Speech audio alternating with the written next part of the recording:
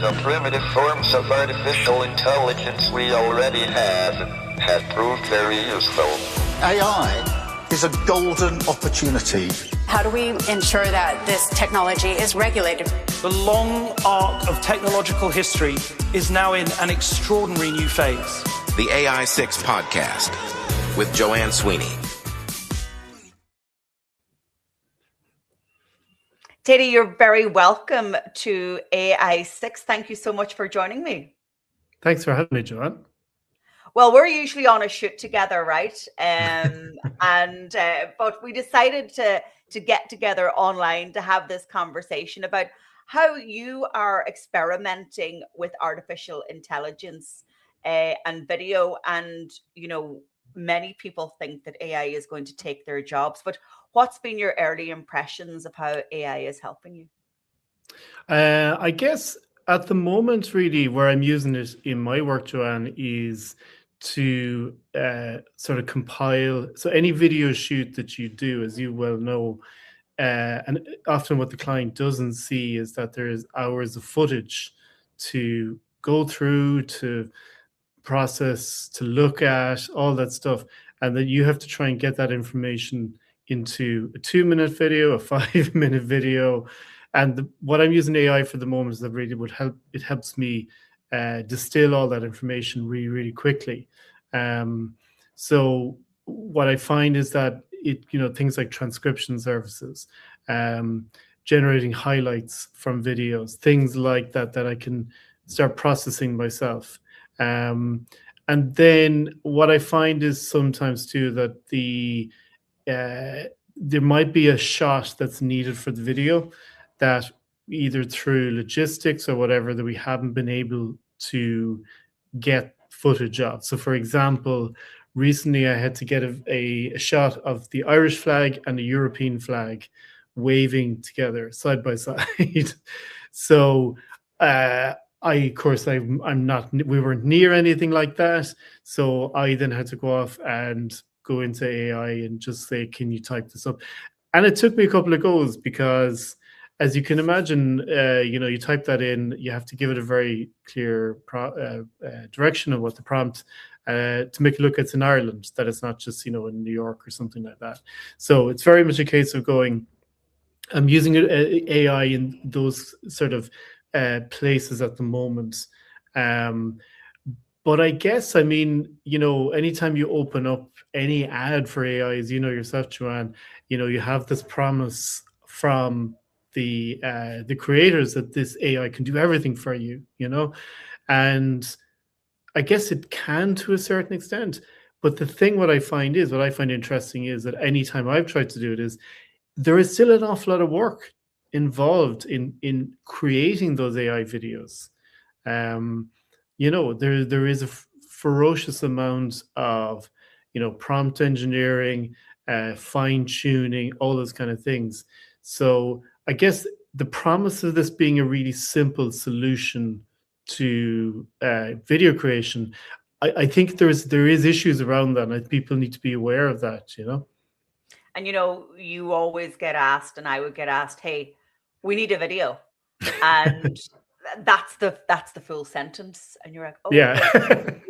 So it's great to help people off a blank page and to ideate, right? Maybe storyboarding, for example. Yeah, absolutely. So I think that can really, really be very helpful, that,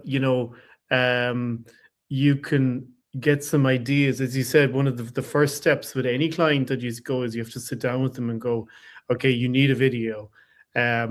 My first question usually is, what do you need the video to do for yourself or for your business or for your organization?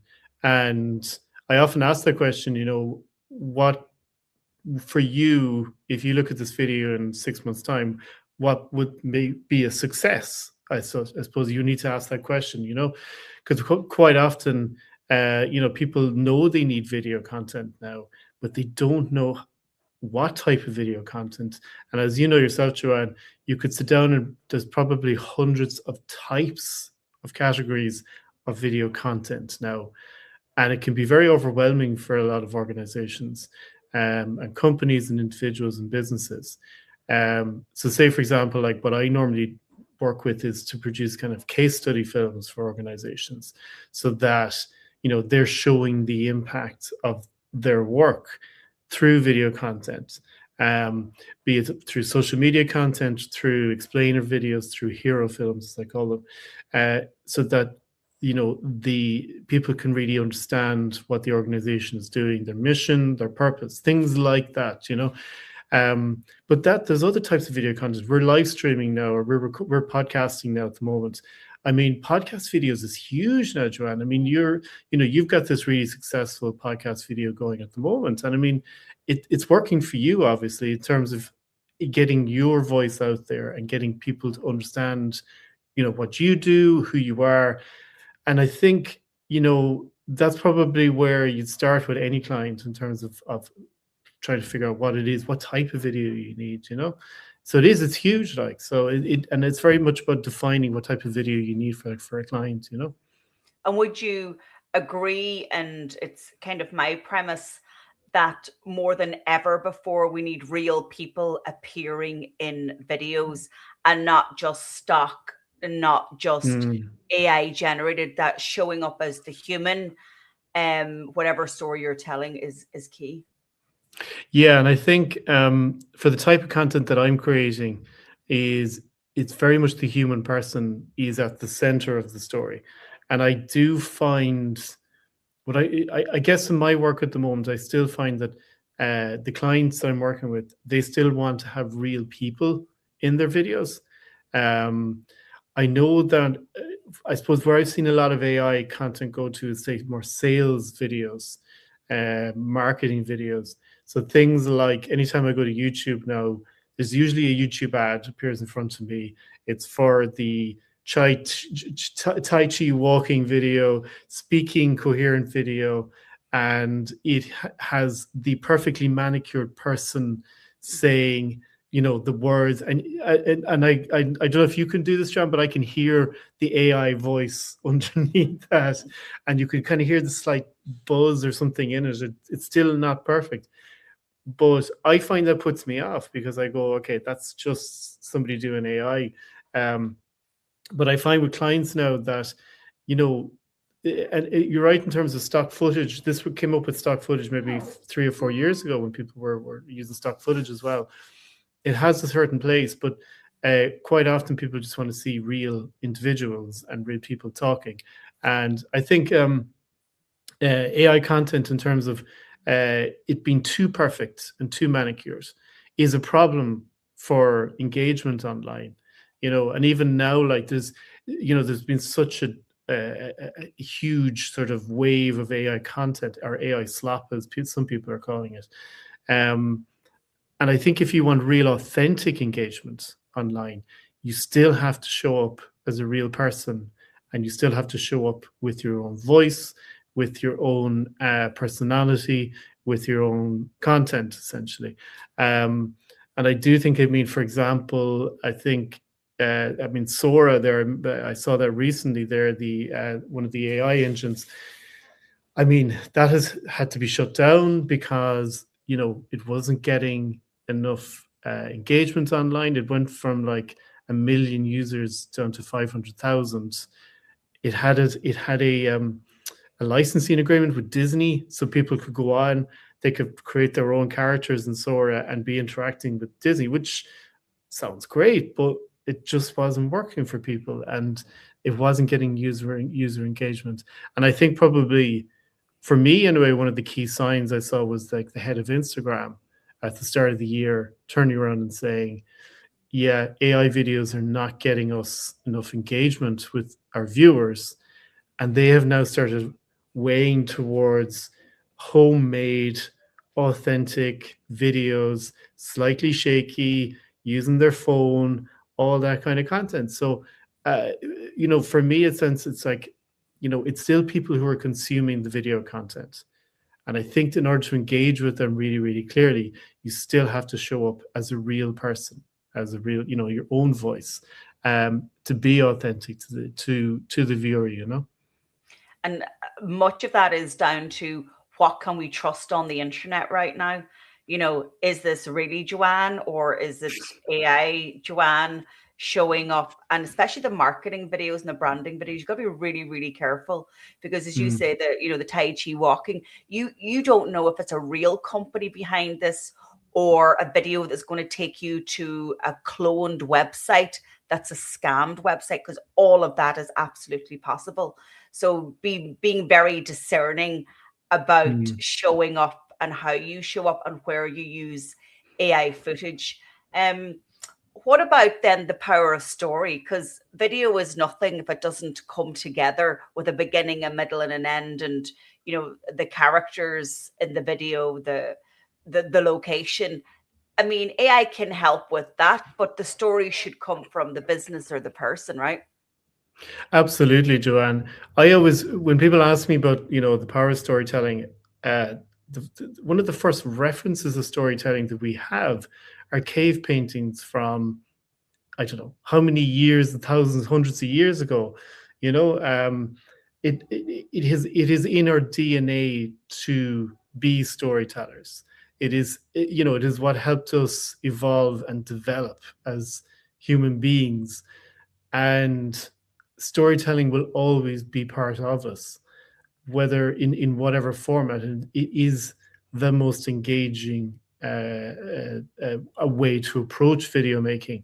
And I think for me, like anytime I'm sitting down creating a video, and usually it's filming maybe 5 interviews with people, and when you're creating the questions for the interviews, you try and build a story into the questions so that you're guiding the person through.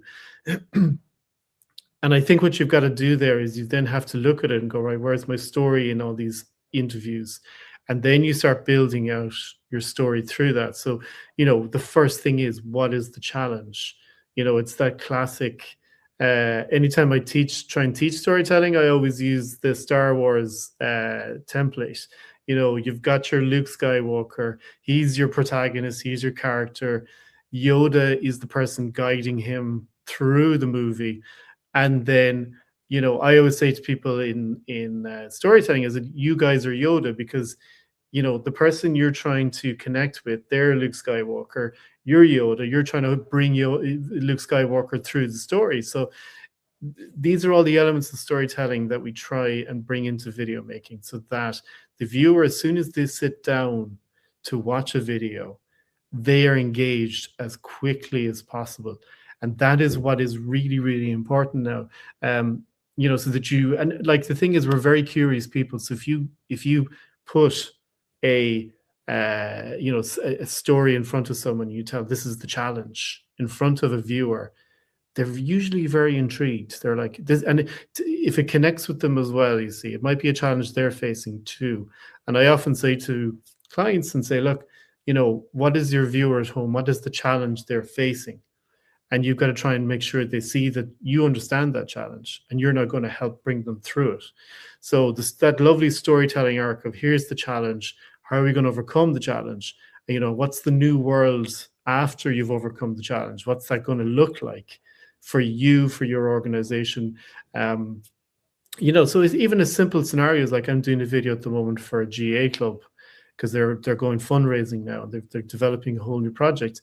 So we took the arc of the story of the club from, it's been going for nearly 50 years, 60 years more. People, when they started out, what were the challenges they faced? And now, what is the challenge they're facing now? They're looking for more space because they've got such an expanding player base. How can people help them? So these are all the things that come into storytelling. You can't just turn up and go, we need money now. Can we get this sorted? Could you just give us your money? You have to give people a reason why. And that's why authentic people on camera that's what you need. You can't just create an AI avatar, which is very simple to do. You go into CapCut now, you go in and you pick. Have you done that, Joanne? Have you got into CapCut and played around with it? And you can see all those avatars sitting up there, and you just go, I'll take that person, I'll put this voice with them, and let's see what happens, and you can do that. There's, that is there as an option now. But I just think, it does lack engagement, And that's the emotional connection of human to human. We connect at that level, and that's what story does. It's the bridge to bring two humans together. And AI can replicate our stories because it's trained on billions of stories that they've ripped off from the internet, right? But Yeah.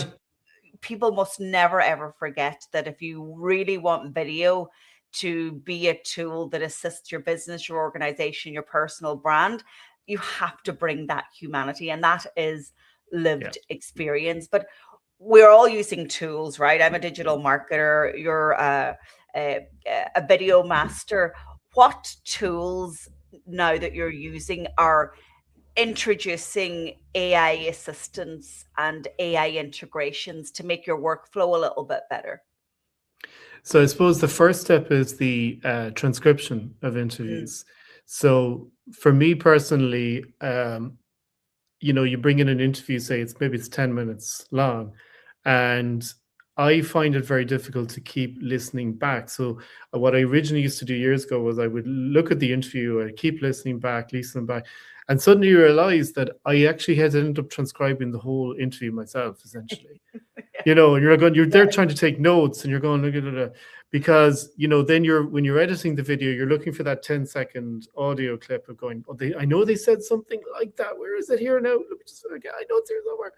So what I do now is I just get it. I have it transcribed. I use at the moment Descript. I don't know if you've been playing around with Descript. Yeah, I mean, that's for this kind of work. Descript is absolutely crushing it all together. Like, it's really, really good.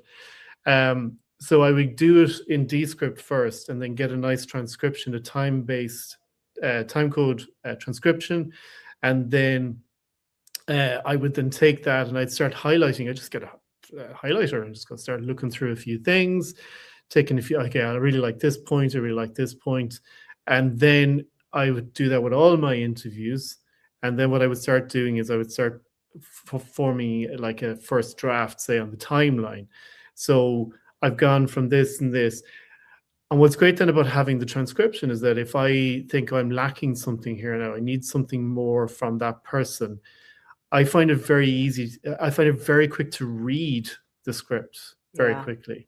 Whereas if I had to go back and listen for the whole interview on a timeline, because you can't visually reference where they are, it's really, really short, And even say, for example, with Descripts now, you can. So as you know yourself, Joanne, any interview you've done, there's usually like maybe in a 10-minute interview, there's probably like 3 minutes in that 10 minutes of really good, dialogue. Whereas the other 10 minutes is that, am I thinking about that? Am I doing it? So there's all this kind of like, and somebody asking questions and all the stuff you don't need. And Descripts is very. You spend time warming them up, don't you? Just to get them going. Absolutely. And that's again the whole human connection thing too, because yourself, if you're behind the camera, you have to talk to them to get them to loosen up a little bit and warm them up and make sure that they trust you as well, that they actually will talk to you and actually give you the, so that you can get some reasonably good answers from them. But Descript is great then in getting rid of all that. So you could then send the edit into Descript, and Descript goes, right, sends you back a video that has basically got rid of those other 7 or 8 minutes for you. So that's going to save you a ton of time, and suddenly you've got this lovely 3-minute clip instead of 10 minutes. So then I would take all of those notes I've taken really, so I can review those notes really quickly, and that's what's key. And then I can start building. I used to use flashcards. Actually, I used to write the key point on a flashcard, and I'd start moving them around the table. And I would just go, maybe this goes here, maybe this goes here, this goes here. And that's really how I essentially start building my edit on a table with flashcards, Joanne. So, but AI has gotten me to that point really a lot more quicker than before. And then essentially the other key points then are, there are other tools. I can see there's other tools coming into the situation at the moment, helping with the edit of videos. Yeah. So I think there's one called Eddy AI, which is one I was looking at recently, which is promising that it can edit for you essentially like a first draft from that kind of interview-based video content. That is one option I was looking at recently. Again, they're all coming online really, really quickly. But I still don't fully trust you know, an AI machine to do this for me. I think it's different if you have a script prepared and you're just speaking the script to camera. I think that's much easier to go to an AI machine and say, right, you go and edit that for me. Here's the script, and here's me speaking the script, and get rid of all the ums and ahs or whatever. And you then get a video back, which is basically 99% edited for you. I think when it's unscripted, that's a whole other different challenge, essentially. And then I think the final, oh yeah, go on, sorry. And it's just remarkable listening to you, how your workflow has changed. And that's what AI is for. It's to streamline how we do our work, to make it easier so that we have more of that critical thinking time to put into it, right?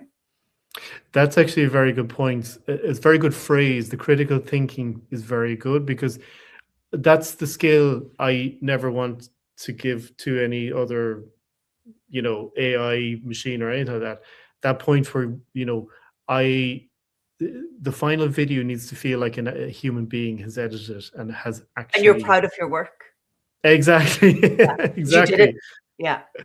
Exactly. You know, and you know, that's what I get from editing as well. Like, you know, I actually get a lot of happiness and joy out of editing, because you're building a story with the edit, and I get a lot of fun and happiness out of that, which, you know, which I think is a nice thing to do. And I don't want to have an AI bot doing that for me.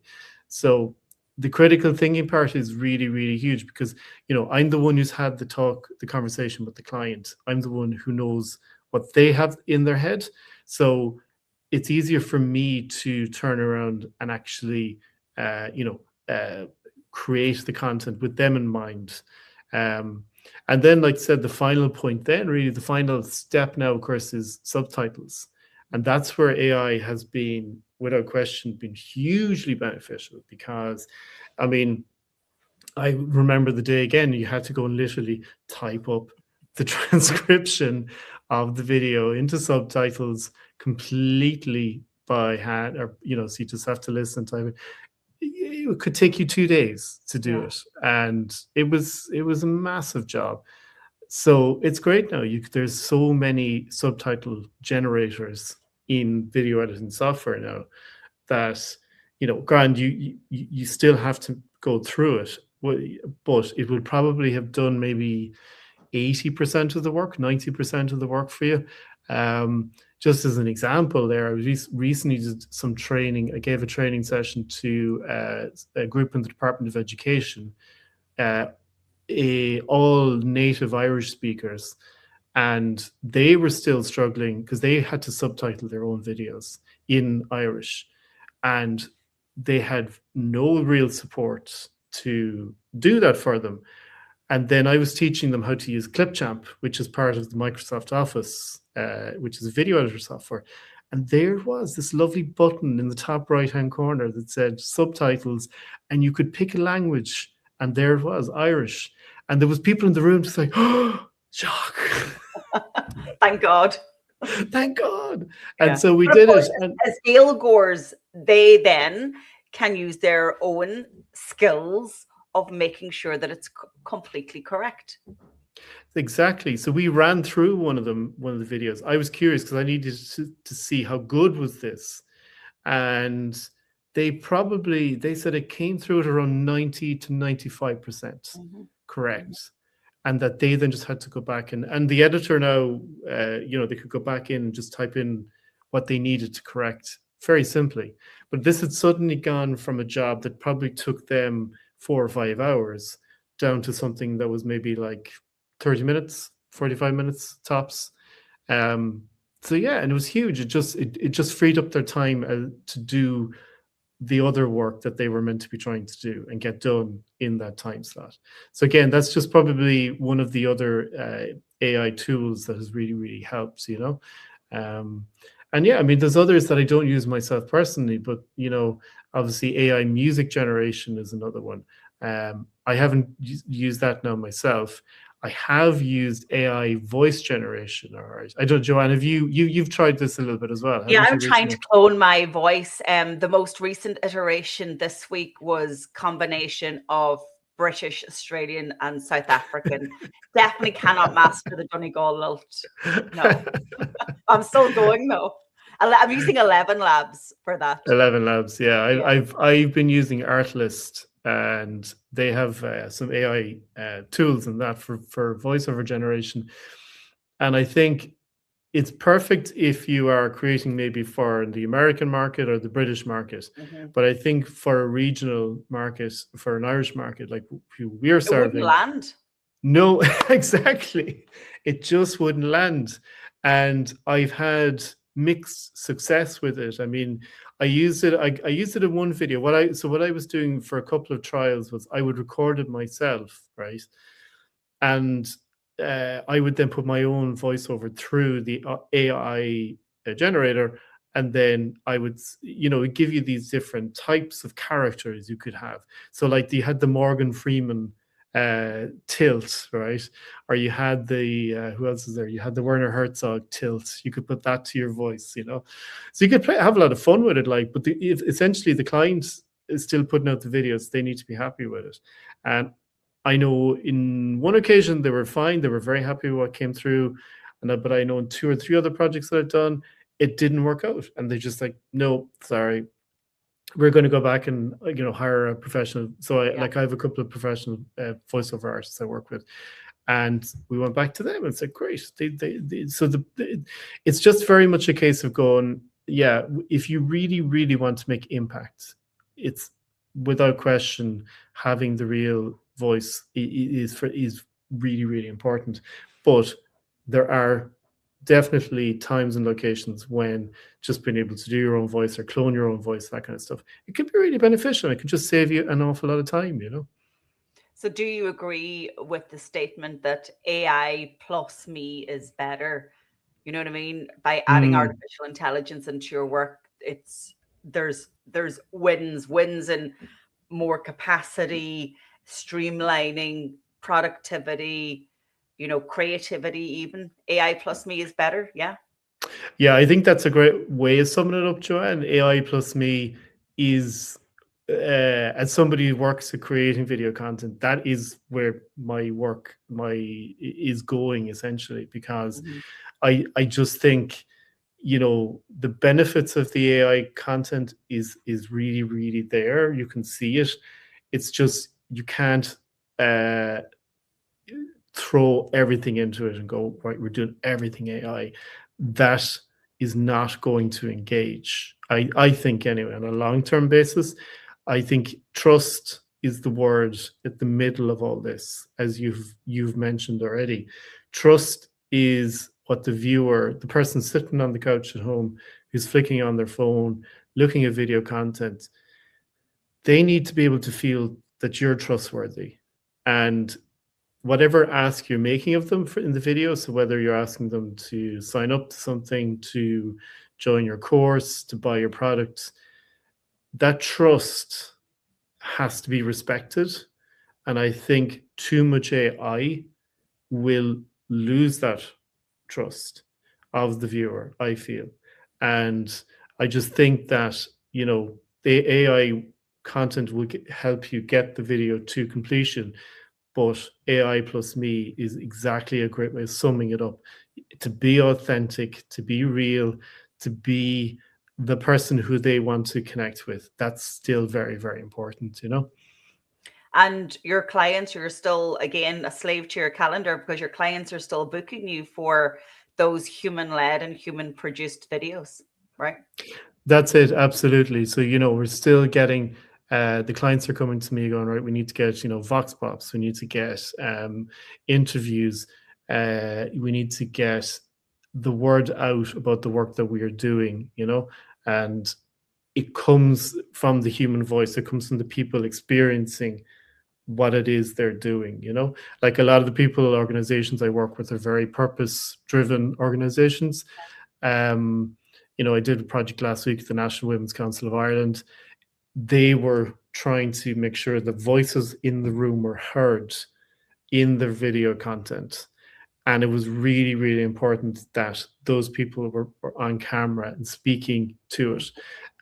And I'm often dealing with people who have never been on camera, Joanna, as you know yourself.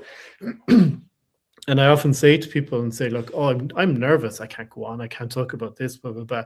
And I often say to them, I put it up to them and say, okay, well, is your message what you want to say? Is it important? Do you want other people to hear that message? And no one's ever said no to me on that one.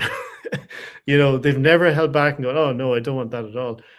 They always say yes. And I always say, well, it's really, really important that we try and get you on camera to talk about this so that the people you're trying to help hear that. So absolutely, it's hugely important to make sure that those voices are heard and they get out there, That's a really strong example of the National Women's Council, because there is no way that AI could ever replace, those voices when they needed to be heard in such important topics. So what's ahead for you? Experimenting some more and seeing how AI can be a second assistant to you?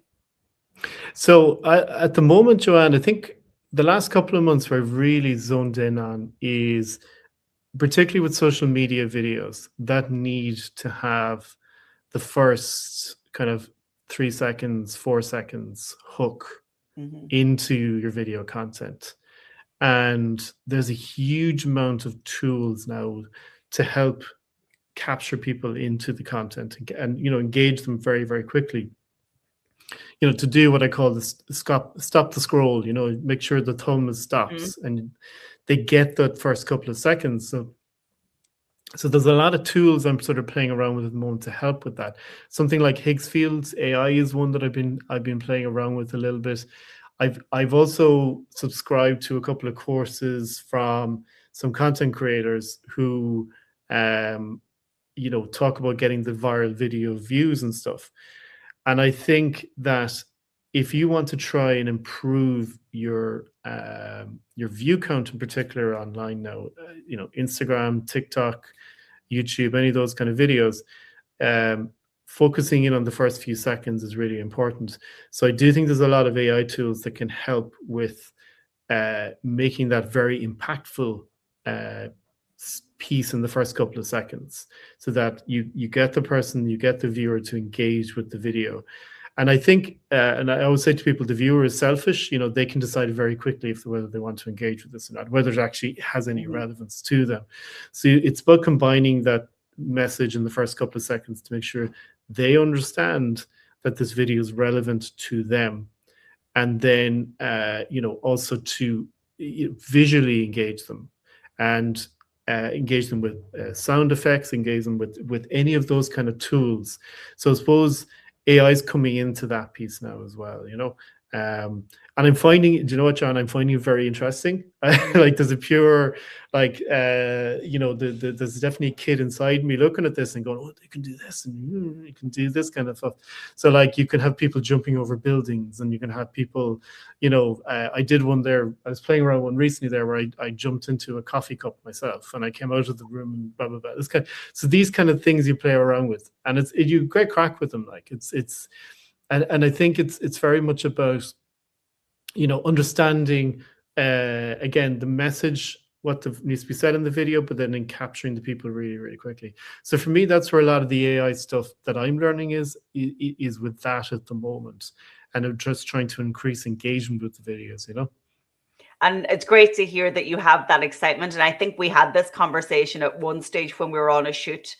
And I was like, do we have the tenacity and the energy and the enthusiasm to embrace this new technological revolution when we've come from the era of tape to then typing prompts?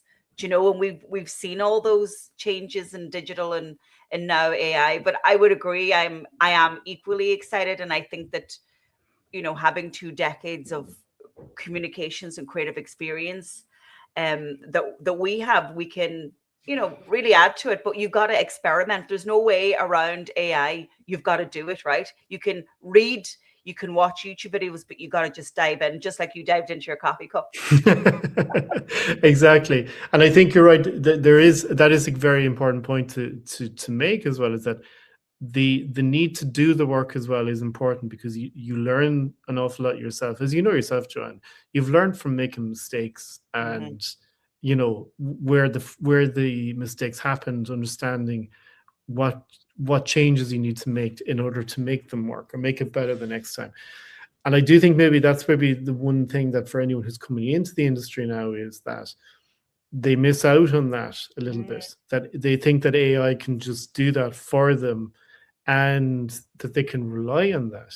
And I do think that's where I would, anyone who's watching this, who's starting out and they think that AI can do it for them, I would challenge them and say, no, you need to try and maybe figure out your own workflow first. And, you know, so that you can see where are the, I suppose, the hard skills that you need to know to make content or to make videos or to make creative decisions.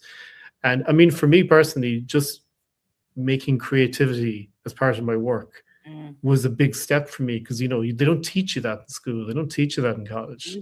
You know, you kind of go, right. It's innate, isn't it? You're like, am I creative? You know, it's kind of in you.